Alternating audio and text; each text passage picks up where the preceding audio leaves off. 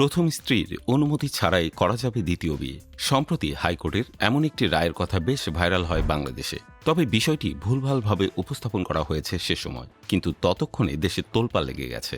এবার ভারতের এক অভিনেতার বিরুদ্ধে অভিযোগ উঠেছে, বউকে ডিভোর্স না দিয়েই দ্বিতীয় বিয়ে করেছেন তিনি।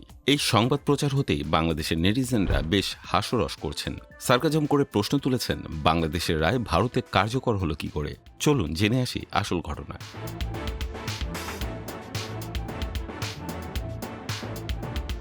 নীরবে ও অনেকটা আড়ালে দ্বিতীয়বার বিয়ের পিড়িতে বসেছেন কলকাতার অভিনেতা ও বিজেপি বিধায়ক হিরণ চট্টোপাধ্যায়। কলকাতা থেকে দূরে বেনারসে গিয়ে এই বিয়ে করেছেন তিনি।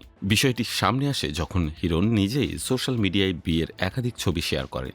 শেয়ার করা ছবিতে দেখা যায় কোন হিসেবে রয়েছেন 2019 সালের মিস ইন্ডিয়া ঋতিকা গিরি। লাল বেনারসিতে হাতে শাঁখাপলা ও সোনার গহনায় সজ্জিত ঋতিকা সিঁথিতে সিঁদুর পরানোর ছবিও পোস্ট করেছেন হিরণ। নিজে পড়েছিলেন হলুদ পাঞ্জাবি। পরবর্তী একটি ছবিতে রিসেপশনের ঝলকও দেখা যায়।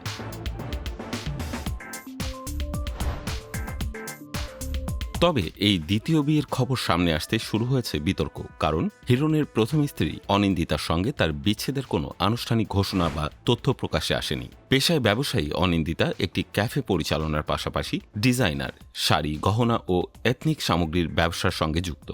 হিরণের শেয়ার করা বিয়ের ছবির কমেন্ট সেকশনে এক নারীর মন্তব্য নতুন করে বিতর্ক উস্কে দেয়। ওই মন্তব্যে দাবি করা হয়, ডিভোর্স না দিয়েই দ্বিতীয় বিয়ে করেছেন হিরণ। মন্তব্যে লেখা, তুমি এখনও আমার বান্ধবী অনিন্দিতার সঙ্গে বিবাহিত, ডিভোর্স হয়নি, কি করে দ্বিতীয় বিয়ে করতে পারো।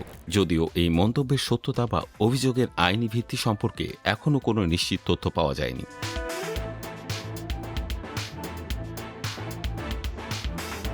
এই মুহূর্তে সবচেয়ে বড় প্রশ্ন, আদৌ কি প্রথম স্ত্রীর সঙ্গে আইনি বিচ্ছেদ ছাড়াই দ্বিতীয় বিয়ে করেছেন হিরণ চট্টোপাধ্যায়?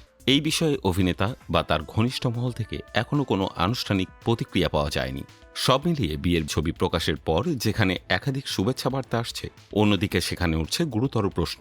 হিরণ চট্টোপাধ্যায়ের দ্বিতীয় বিয়ে ঘিরে তৈরি হওয়া এই বিতর্কের বাস্তব সত্য কি তা জানতে আপাতত স্পষ্ট বক্তব্যের অপেক্ষায় রয়েছে টলিউড ও রাজনৈতিক মহল।